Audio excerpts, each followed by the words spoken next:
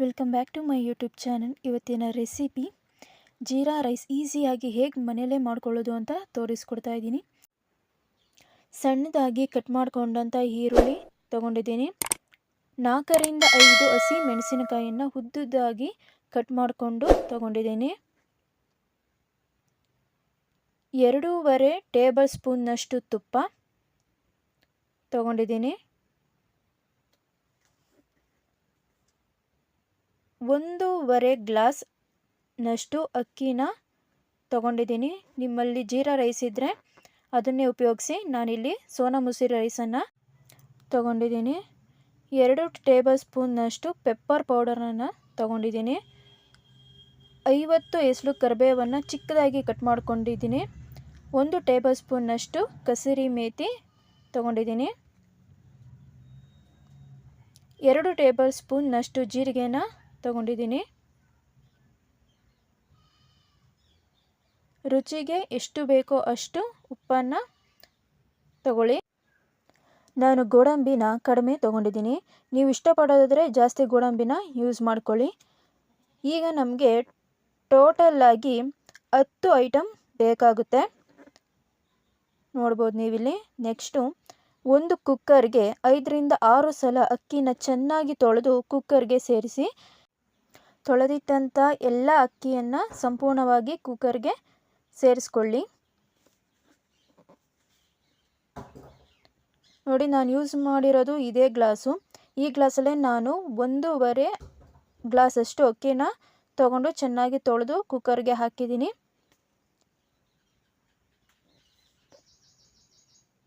ಇದೇ ಗ್ಲಾಸಲ್ಲಿ 2.5 ಗ್ಲಾಸ್ನಷ್ಟು ನೀರನ್ನು ಸೇರಿಸ್ಕೊಳ್ತಾ ಇದ್ದೀನಿ.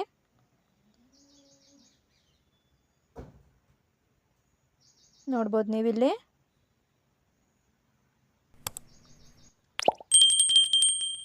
ಯಾವ ಲೋಟದಲ್ಲಿ ಅಕ್ಕಿನ ಅಳತೆ ಮಾಡಿ ತೊಗೊಂಡಿರ್ತೀರೋ ಅದೇ ಲೋಟದಲ್ಲಿ 1 to ಡಬಲ್ ನೀರನ್ನು ಸೇರಿಸ್ಕೊಳ್ಳಿ.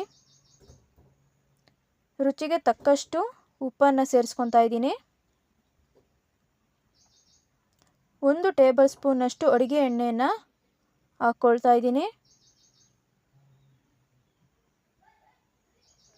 ಕುಕ್ಕರ್ ಕ್ಲೋಸ್ ಮಾಡುವ ಮುಂಚೆ ರಬ್ಬರನ್ನು 5 ನಿಮಿಷಗಳ ಕಾಲ ನೀರಿನಲ್ಲಿ ನೆನೆಸಿಟ್ಟು ಆ ನಂತರ ಕುಕ್ಕರ್ಗೆ ಹಾಕಿ ಕ್ಲೋಸ್ ಮಾಡಿ ವಿಷಿಲ್ ಹಾಕಿ 2 ವಿಷಲ್ ಕೂಗಲು ಬಿಡಿ.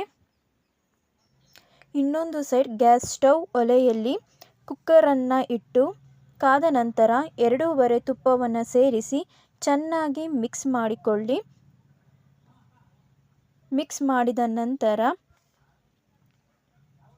ಕಾದ ತುಪ್ಪಕ್ಕೆ ಗೋಡಂಬಿ ಹಾಕಿ ಚೆನ್ನಾಗಿ ಫ್ರೈ ಮಾಡಿಕೊಳ್ಳಿ. ಬ್ರೌನ್ ಕಲರ್ ಬರೋವರೆಗೂ ಫ್ರೈ ಮಾಡಿಕೊಳ್ಳಿ.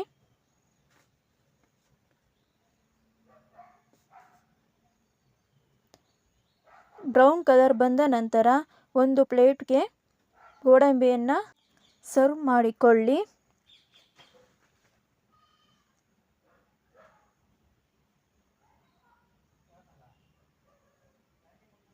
ನೋಡಿ ಗೋಡಂಬಿ ಹೇಗೆ ಕಲರಾಗಿ ಬಂದಿದೆ ಅಂತ.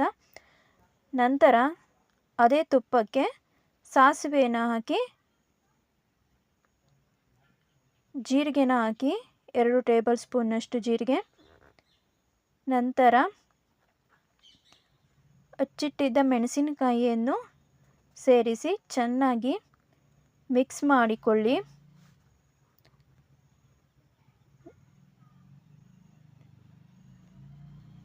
ಚೆನ್ನಾಗಿ ಮಿಕ್ಸ್ ಮಾಡಿಕೊಂಡ ನಂತರ ಹಚ್ಚಿಟ್ಟಿದ್ದ ಈರುಳ್ಳಿಯನ್ನು ಸೇರಿಸಿ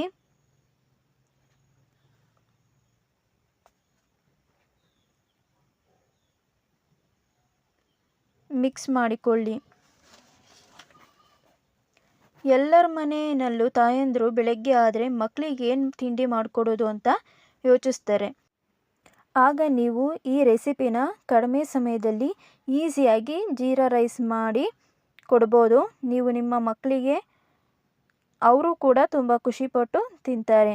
ಅಷ್ಟೇ ಅಲ್ಲ, ಬ್ಯಾಚುಲರ್ಸ್ ಕೂಡ ಈ ರೆಸಿಪಿನ ಈಸಿಯಾಗಿ ಮಾಡ್ಕೊಳ್ಬೋದು.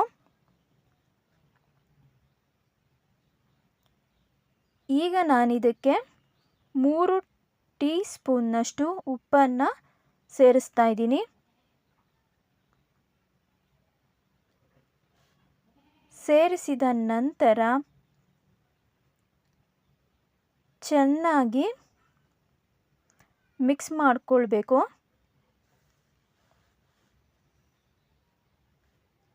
ಈರುಳ್ಳಿ ಕೂಡ ಈಗ ಸಾಫ್ಟಾಗಿ ಬೇಗ ಬೇಯೋದಕ್ಕೆ ಹೆಲ್ಪ್ ಮಾಡುತ್ತೆ.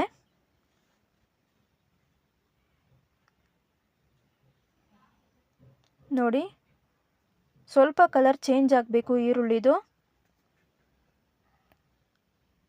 ಆಗ ನಾವು ಕಸೂರಿ ಮೇಥಿಯನ್ನು ಮಿಕ್ಸ್ ಮಾಡಿಕೊಳ್ಳೋಣ.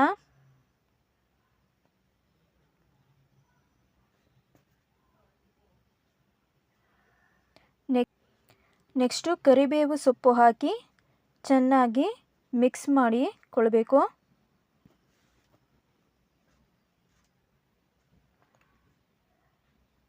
ನೋಡಿ ಯಾವ ಥರ ಕಾಣಿಸ್ತಾ ಇದೆ ನಿಮಗೆ ಅಂತ. ಲಾಸ್ಟಲ್ಲಿ 2 ಟೇಬಲ್ ಸ್ಪೂನ್ನಷ್ಟು ಪೆಪ್ಪರ್ ಪೌಡರ್, ನಾನಿಲ್ಲಿ ಬ್ಲ್ಯಾಕ್ ಪೆಪ್ಪರ್ನ ಯೂಸ್ ಮಾಡಿದ್ದೀರಿ. ನೀವು ಬೇಕಿದ್ದರೆ ವೈಟ್ ಪೆಪ್ಪರ್ನ ಕೂಡ ಯೂಸ್ ಮಾಡ್ಕೊಳ್ಬೋದು. ಚೆನ್ನಾಗಿ ಮಿಕ್ಸ್ ಮಾಡಿದ ನಂತರ ಗ್ಯಾಸ್ ಸ್ಟವನ್ನು ಆಫ್ ಮಾಡ್ಕೊಳ್ಳಿ.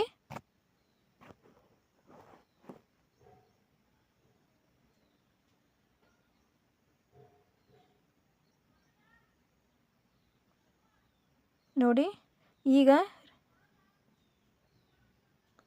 ಕೊನೆಯಲ್ಲಿ ಕರಿದಿಟ್ಟಿದ್ದ ಗೋಡಂಬಿಯನ್ನು ಸೇರಿಸ್ಕೊಳ್ಳಿ.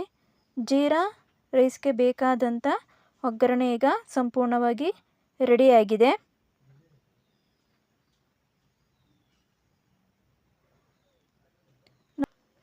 ಕುಕ್ಕರ್ ವಿಷಲ್ ಕಂಪ್ಲೀಟಾಗಿ ಹೋದ್ಮೇಲೆ ಮುಚ್ಚಳ ತೆಗೆದು ಸ್ವಲ್ಪ ಹೊತ್ತು ಅನ್ನವನ್ನು ಆರೋದಕ್ಕೆ ಬಿಡಿ.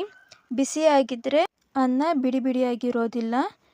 ಈಗ ಒಗ್ಗರಣೆಗೆ ಆರಿದ ಅನ್ನವನ್ನು ಸೇರಿಸ್ಕೊಳ್ಳೋಣ.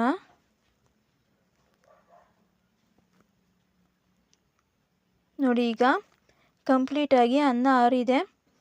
ಆ ಅನ್ನನ ಸಂಪೂರ್ಣವಾಗಿ ಸೇರಿಸ್ಕೊಂಡು ಚೆನ್ನಾಗಿ ಮಿಕ್ಸ್ ಮಾಡಿಕೊಳ್ಬೇಕು.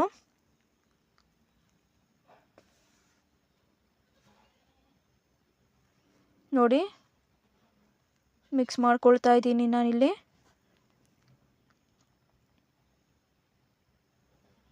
ಆ ಮಸಾಲೆ ಎಲ್ಲ ಕಂಪ್ಲೀಟಾಗಿ ಅನ್ನದ ಜೊತೆ ಬೆರೆಬೇಕು. ಆ ರೀತಿಯಾಗಿ ಮಿಕ್ಸ್ ಮಾಡ್ಕೊಳ್ಳಿ. ನಾವೇನೆಲ್ಲ ಇಂಗ್ರೀಡಿಯೆಂಟ್ಸ್ ಹಾಕಿರ್ತೀವಲ್ಲ ಅದೆಲ್ಲ ಕಂಪ್ಲೀಟಾಗಿ ಮಿಕ್ಸ್ ಆಗಬೇಕು.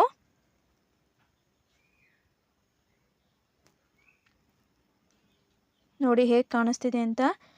ನೋಡಿ, ರೆಡಿ ಆಯಿತು ಜೀರಾ ರೈಸು ಕಡಿಮೆ ಸಮಯದಲ್ಲಿ.